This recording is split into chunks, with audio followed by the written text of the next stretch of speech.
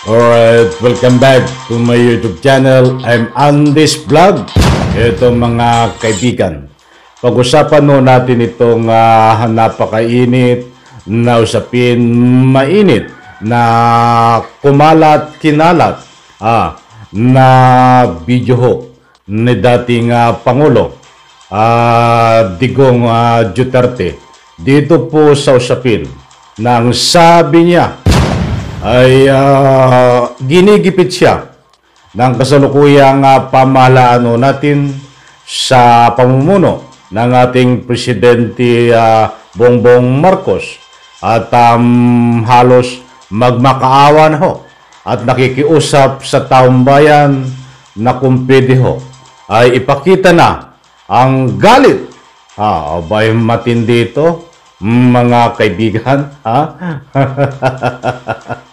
Galaw mo, mantakin mo, nanghihikaya to itong si dating Presidente Digong na kung pwede ay ipakita ang galit dito sa ating kasalukuyan na pamahalaan. Yan pong lahat at marami pang iba mga kaibigan ang ating tatalakayin. Kung bago pa lang po kayo sa aking maliit pa na YouTube channel, inaanyayahan ko po kayo, please subscribe, sabay-sabay po nating i-like ang video na ito kung nagustuhan nyo po. Okay, talagang matindi, pampagana lang ho, counting palakpakan.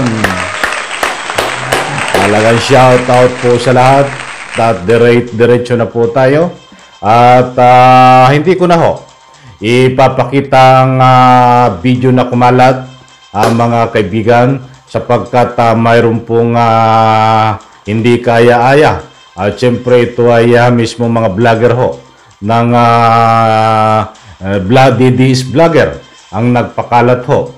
Ay maikli lang po yung video na ang nilalaman ay nanghihikayat na ipakita ang galit ng mamayan dito po sa kasalukuyang presidente, kasalukuyang pamahalaan. At siyempre ay nagmamakaawa ho siya na kung pwede ay pumunta sa rally. Mga kaibigan, sa puntong ito gusto ko pong linawin lang yan. Ngayon po ay naka-schedule sila ng kakulang tinatawag nila na prayer rally. But pagmumura na rally naman ang nilalaman. Hindi po angkop, hindi po akma, di ba? Mga nakaraan ay ginanap diyan sa Davao ang tinatawag na nagmumura ng mga rally nila. At talagang ginagamit pa ang salitang prayer rally para lang makapanghikayat ng ika nga po'y taong bayan. Subalit yung mga tagusunod nila dati, ang ika nga po'y sumusunod lang. At nagkaroon nga po sila ng pagkakataon na paplano dito ho naman sa part po ng Bulacan, mga kaibigan. Subalit dito po sa kanilang plano ay ginigipit daw diyo mano. Ayon no dito sa kumalat na video na hindi ko na po pinakita sa inyo dahil hindi kaya-aya. Baka bigyan po ako ng violation ni YouTube at siyempre violation ng may-ari ng video mga kaibigan. Baka tayo i-copyright. Buti tayo ay nag-iingat mga kaibigan. But ito po ay kumpirmado na ang sabi ni dating Presidente Digong ay ginigipit siya at tinatakot itong mga organizer ho ng rally. Aba, ay talagang matindi, di ba? Siyempre, kapag subalit yung nakuha nilang binyo ay isang private property, parang kasinlaki lang siguro ng parking lot. Kasya naman sila dun di ba?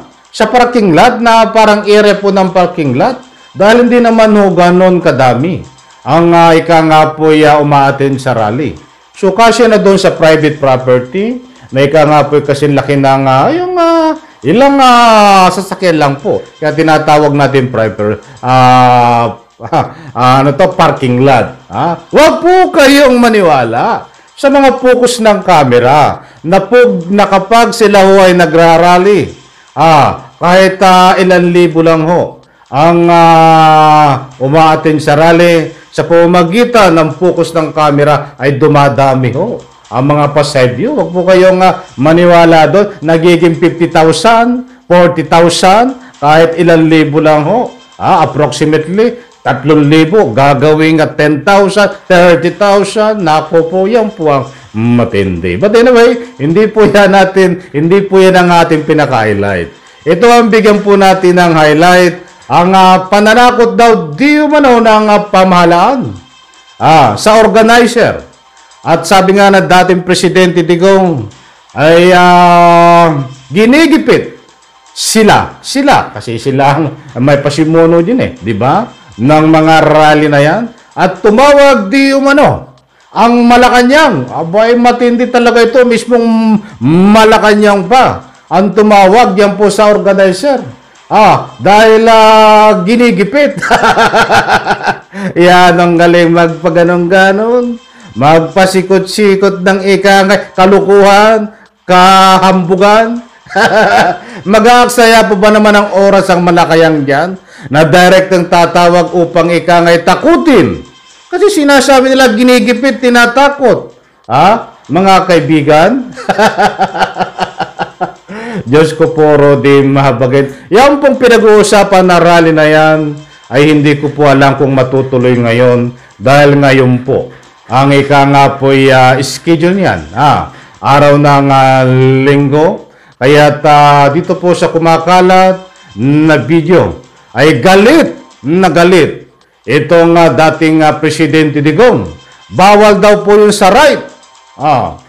Pambihira talagang ginigipit sila at magdidemanda, mga kaibigan. Di magdemanda ka? Wala naman nagpipigil sa iyo, di ba? Magdemanda ka kung gusto mo. Kung hanggang saan ang gusto mo magdemanda, di magdemanda ka. At bakit naman nyo tatawagan ito kayong nandiyan sa Malacanang? Ay baka si Bongbong Marcos na nandiyan sa Malacanang ang tumawag dito. At tinatakot itong organizer. Tinatakot nyo. Takot na nga ito Ang dami na nga kinatatakutan itong ni Digong. Nandyan po ang issue ng ICC. Mga kaibigan. Tapos nadagdagan nyo pa ng pananakot diyan sa Malacanang. Ay, may pambihira naman yan. Sabi ko sa inyo Wither lang, di ba? Wither lang yan. Sinasabi nga ay karma is real. Naniniwala po tayo diyan.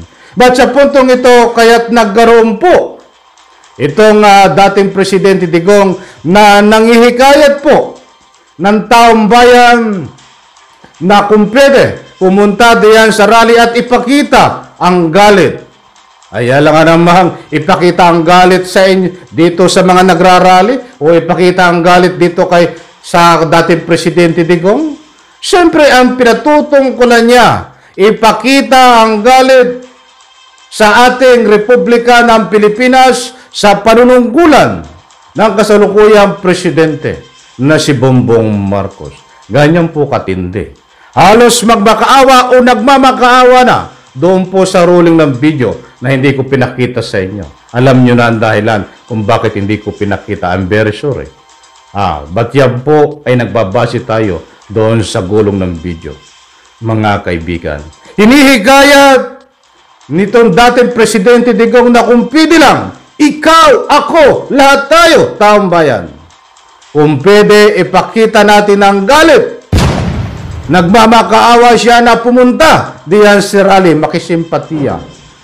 Mga kaibigan, ipakita ang galit sa Republika ng Pilipinas sa panunungkulan ni ng ating kasalukuyang Pangulong Bongbong Marcos. Tama po ba, mga kaibigan yon? Kayo, mga mahal kong taga-subaybay, basers man o hindi, gusto ko pong kunin ang inyong reaksyon dito sa panawagan ng dating Presidente Digong na kung pwede, ipakita natin ang galit, ipakita ang ating galit sa ating Republika ng Pilipinas sa pamumuno ng kasalukuyang Pangulo Bongbong Marcos.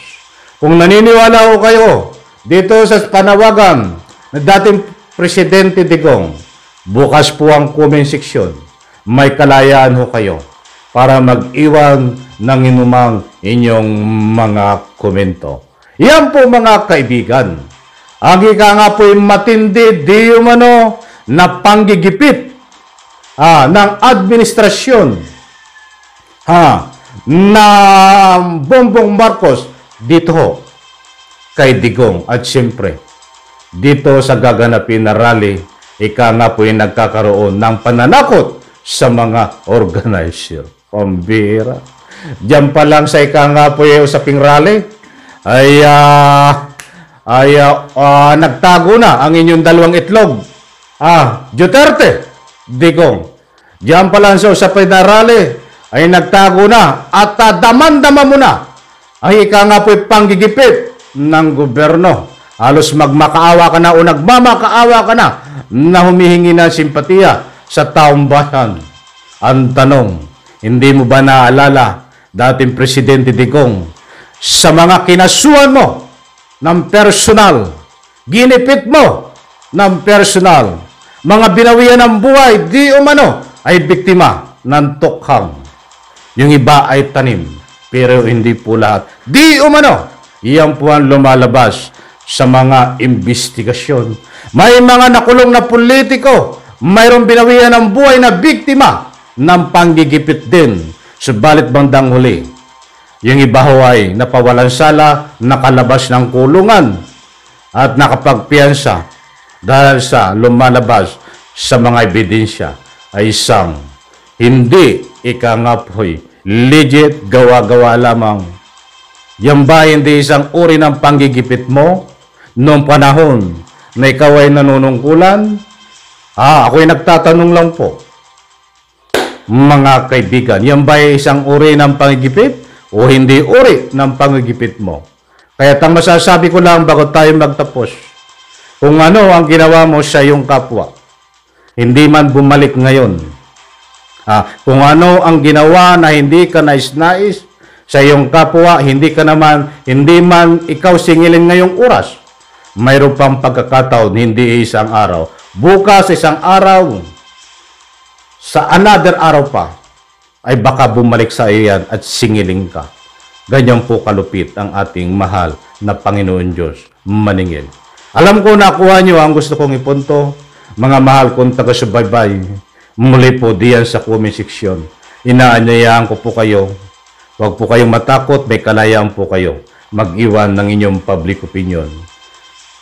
Sabay-sabay po nating i-like ang video na ito. Bye-bye, palakpakan.